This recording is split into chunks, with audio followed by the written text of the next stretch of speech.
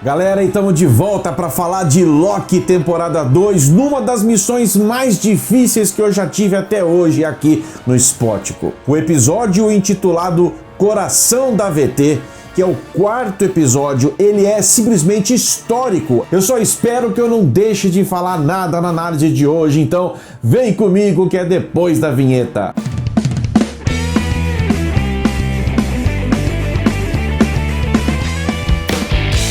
E aí galera, Spótico na área, eu sou o André Murer e desejo que a força esteja com cada um de vocês. Sem delongas, bora pra análise. Eu tô gravando esse vídeo minutos depois de acabar de assistir, eu tô meio surtado ainda, eu tô meio em estado de choque ainda, como você deve ter ficado ao final desse episódio. E não tem como começar por outra parte do episódio, senão o final, que foi o mais importante, o mais impactante. O CM acabou, todo mundo foi de Americanas?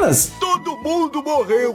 Acabou. Claro que não, que a gente sabe que tem mais 2 episódios, várias cenas que a gente viu nos trailers ainda não aconteceram, como o próprio Casey andando por um corredor, a B15 vestida com um jaleco de médico, né? O próprio Loki ainda tendo aqueles deslizes temporais novamente, indo e voltando, inclusive parando na frente de uma loja de jet skis que a gente sabe que tem tudo a ver com a vida real, né, do Mobius antes dele ser cooptado. Então tem coisa, vamos continuar. Essa é a notícia boa. A notícia melhor ainda é que a gente não tem a mínima noção de como é que tudo vai retomar. Todos os esforços para consertar o tear temporal foram em vão nesse momento. Os caras se arriscaram, foram pro século XIX, trouxeram o Victor Timely, por ele ser aquele que teria a aura temporal, e realmente ele tinha, né? Ele enfia a cabeça naquele scanner, destrava lá as janelas, aí eles têm noção do tamanho do problema que tá o tear temporal, e mesmo ali naquele momento eles não conseguem impedir. Foi angustiante esse final. Esse episódio jogou na nossa cara mais uma vez o significado de Ouroboros, que é essa cobra que tá eternamente correndo atrás do próprio rabo, né? Esse paradoxo, quando Victor Timely e Ouroboros estão um diante do outro ali, cada um com a sua cópia do livro da AVT, a gente sabe ali, a gente tem mais uma revelação. O Ouroboros revela que tudo o que ele se inspirou, tudo que ele colocou naquele livreto, ele aprendeu com um cientista do século XIX chamado Victor Timely. E o Victor Timely, por sua vez, que ainda não havia se encontrado com Ouroboros, se extasia todo ao ver cada uma das escritas do Ouroboros. Ele é um fã do Ouroboros. Então quem veio primeiro, o ovo ou a galinha? Como que o Ouroboros pode ter se inspirado em Victor Timely para escrever o livro da AVT, sendo que o livro da AVT é justamente o inspirador do Victor Timely para ele construir a AVT? Que rolo! Que complexo! O fato é que a gente realmente agora descobre por que a criação da vida do Victor Timely, né, aquele dispositivo que ele tira ali do laboratório dele antes de vir para a AVT, e agora a gente descobre que aquele dispositivo era fundamental para que o aparelho, a criação do Ouroboros pudesse funcionar de alguma forma dentro do tear temporal, para fazer com que os anéis do tear temporal se alargassem de forma que todo o fluido temporal, todas as ramificações que foram criadas a partir da morte daquele que permanece, pudessem ser suportadas pelo tear temporal e a AVT ser salva de alguma forma. Mas alguém tinha que ir para fora da AVT, colocar aquele dispositivo lá e laçar o tear temporal para dar certo, mas o risco era enorme, né? O Ouroboros avisou que as radiações temporais eram infinitamente maiores do que quando o Mobius foi pela primeira vez. Mas eu confesso, não sei você, mas eu fui super pego de surpresa quando ali vai você, o Loki queria ir, mas daí o outro lá fala assim, o Victor Timely fala, eu tenho que ir, porque faz sentido, né? É lógico, se der algum problema ali na hora, tecnicamente ele seria o que mais seria capaz de resolver. E ele se oferece e ele veste a roupa, e quando ele tem as orientações de ser rápido, eu fui pego de surpresa com o espaguetizamento dele, né? Parecia um papel colocado naqueles trituradores de papel, tudo em filetinho, né? Você já viu isso lá no filme, nós vimos isso lá no filme do Doutor Estranho no Multiverso da Loucura, quando no embaralhamento lá do multiverso, quando ele vai parar diante dos Illuminati, a Wanda chega loucona e ela faz isso com o Senhor Fantástico, com o Reed Richards daquela realidade. Eu acho que uma coisa é quando a pessoa é o efeito visual da poda, né, todo colorido e tal, porque quando alguém é podado, ele é enviado pro fim dos tempos. Guarda essa informação que eu já volto nisso. E eu acho que o tal do filete é para mostrar que aquela variante realmente morreu, né? Eu acho que é isso. Com o plano fracassado dali em diante, o tear temporal realmente entra no seu colapso final e explode de um jeito que tudo termina da forma como terminou, e aquele clarão chegando no olho todo emocionado, né, do fim, o Loki vendo o fim de tudo e todos ali vendo o fim de tudo. Quando a luz atinge o seu máximo de clarão é quando realmente dá a impressão pra gente que tudo foi destruído. E aquele silêncio colocado de propósito na edição do episódio, né? Na edição do episódio, logo depois, realmente dá a sensação de vazio, de breu, de nada.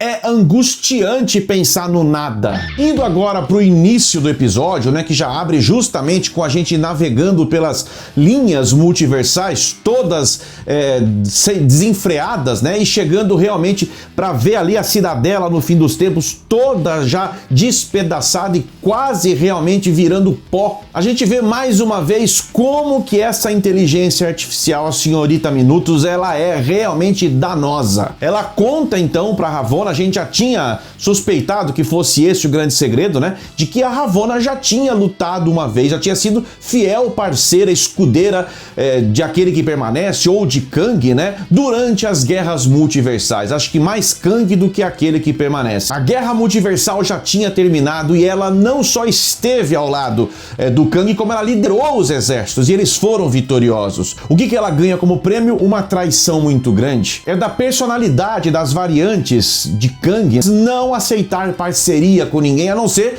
que seja válido por um tempo. Ele precisava da Ravonna para lutar ao lado dele naquele momento, mas tão logo a situação foi controlada e a linha do tempo sagrada começou a ser realmente efetivada, ele dá a ordem. Tão logo a Ravonna vai para a AVT, some da presença dele, ele chama a senhorita Minutos e ordena o protocolo de apagamento da memória. Manda apagar todas as memórias da Ravonna. Lógico que isso enfurece, só que essa senhorita Minutos, ela assume então que não precisaria de ninguém, não precisaria de nenhuma variante, perdão, do Aquele que Permanece para retomar o controle da VT e propõe mais uma vez trabalhar em conjunto com a Ravonna Renslayer, e elas vão para dentro da VT. Num primeiro momento, a própria senhorita Minutos dentro da VT já entra em todos os sistemas e bloqueia o acesso a qualquer pad temporal, a qualquer sistema da VT. Ela tenta atrasar ao máximo ali a vida do Loki, do Mobius, do Victor Timely, do Ouroboros, do Casey, da B15, todos aqueles que estão tentando salvar a AVT. A Ravonna entra então na cela onde está a General Dox e todos os Homens Minutos, justamente com o X5 também, né? E isso acontece momentos depois da B15 ter entrado lá e ter oferecido uma segunda chance, né, para a própria General Dox de restaurar aquilo, e deixou eles pensando ali. O X5 tava doido para voltar para a vida dele, para ser ator, mas ele não tava entendendo a dimensão do problema. Se aquele tear temporal realmente colapsasse, não ia ter uma vida, uma linha temporal para ele voltar e ser o tal do Bradley, o Brad Wolf, que ele tanto gostava daquela vida, né? A Ravonna percebe que a General Dox não está querendo se aliar a ela na tomada da AVT, e ela liga a senhorita Minutos, liga a máquina que produz aqueles cubos, né, que enjaula as pessoas naquele cubo e vão espremendo as pessoas ali até realmente não sobrar mais nada. E eu confesso para vocês que mais uma vez eu fui surpreendido. Para mim, eu tinha certeza que ia todo mundo sobreviver, mas no melhor estilo The Boys, né? haja sangue e material orgânico ali achatado, porque à medida que a General Dox não concorda com a Ravonna, a Senhorita Minutos vai espremendo junto com a Renslayer e sem piedade, sem dó, a gente só escuta o barulho dos corpos se esmagando uns nos outros e uma verdadeira carnificina acontece ali com todos morrendo. E pior do que isso, com requintes de crueldade, a cara daquele reloginho sentindo prazer em ver a morte daquelas pessoas foi altamente chocante pra mim. Ela não só é uma assanhada, como disse lá o Victor Timely, mas ela é interesseira, ela é maldosa, ela é violenta, ela é psicopata, ela é demoníaca, essa Senhorita Minutos. Dali então a Ravonna sai dali com a Senhorita Minutos, com aquela assassina, e o X5 também, ou um belo de um traíra, né, resolve junto, é o único que fica de fora ali, sai com ela também ali pra tentar executar o plano. Ele consegue achar o Victor Timely, né, e ali ele é capturado pelo X5 e o Victor Timely é levado para aquela sala, né, onde tem todos os rostos ali do Kang, que foi o primeiro lugar que ele chega, né, ele se espanta de ver o próprio rosto na parede, é ali que ele tem certeza absoluta da loucura que ele tá vivendo e do quão fantástico é poder saber que o tempo é inevitável, passado, presente e futuro, todos misturados ali, e tendo que alguém ser aquele que vai tentar governar todas as linhas temporais, as várias variantes de Kang lutando para poder dominar o multiverso. Fica claro que o Victor Timely tenta dar uma bela de uma enrolada, né?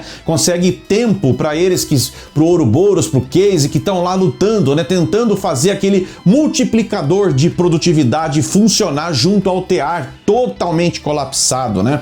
E ele tenta enrolar, ele consegue enrolar ali, e é interessante demais ver que quando eles têm lá a brilhante ideia, o Ouroboros junto com a galera tem a brilhante ideia de reinicializar o sistema, né? Um dos efeitos colaterais do desligamento do sistema era a anulação, o desligamento também dos bloqueadores de magia dentro da AVT. É por isso que nada funciona dentro da AVT, eles têm bloqueadores de magia. Dessa forma, com as magias restabelecidas, foi assim, por exemplo, que a Sylvie conseguiu enfeitiçar a cabeça do X5 quando ele tem que sair da sala de novo para ver o que está acontecendo, né? E ele volta enfeitiçado com o bastão temporal, leva a Ravonna Renslayer no papo e puf, poda a Ravonna, manda ela pro limbo lá no fim dos tempos. Eu adorei ver a Ravonna se lascando. Da mesma forma, eu adorei ver a Senhorita Minutos também se lascando, perdendo toda a sua capacidade de agir com os sistemas em pleno reiniciamento. Mas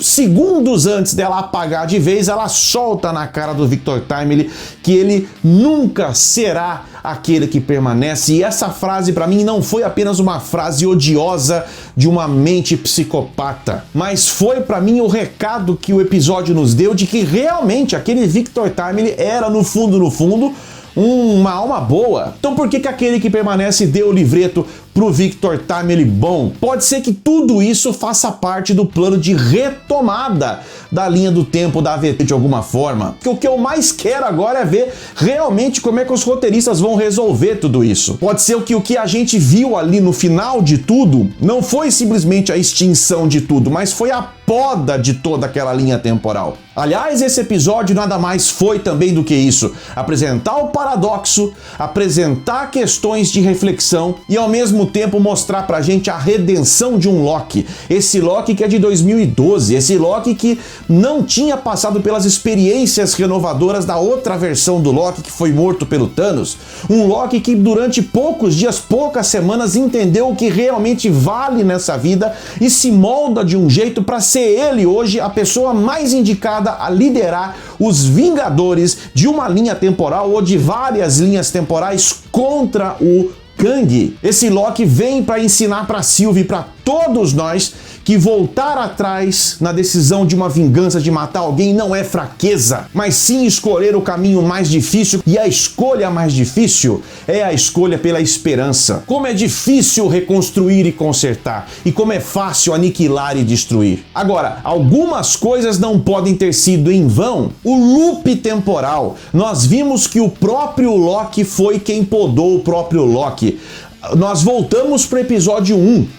Então quando a Sylvie cai naquele elevador, na hora eu já matei. Tá acontecendo agora no futuro o que o Loki do passado viu lá no primeiro episódio. Justamente porque esperança tá relacionado à fé, quando o Loki vê a ele próprio na frente do elevador, com a Sylvie tentando abrir aquele elevador de alguma forma, né? E ela vê o Loki do passado no primeiro momento, aquele Loki do presente com o bastão temporal na mão, ele poderia ter pensado o seguinte: a AVT tá em ruínas, tá tudo colapsando, por que que eu vou podar a minha própria versão se tudo tá indo pro brejo? Mas ele tem fé e esperança num plano maior e ele vai e poda-se a si mesmo e diz pra Sylvie: depois eu te explico, vai dar certo. Então foi necessário que tudo isso pudesse acontecer para que essa experiência pudesse ser concluída ali. O que eu tenho certeza que vai acontecer, porque o produtor executivo dessa série, também chamado Kevin, ele disse numa entrevista recente de que quem vai ser o responsável em de alguma forma a trazer a linha temporal de volta é o próprio Loki. E os 2 episódios finais, as coisas vão acontecer de forma que o próprio Loki vai entender e aprender a como fazer isso. Claro que ele não entregou nenhum detalhe a mais, fora isso que eu falei.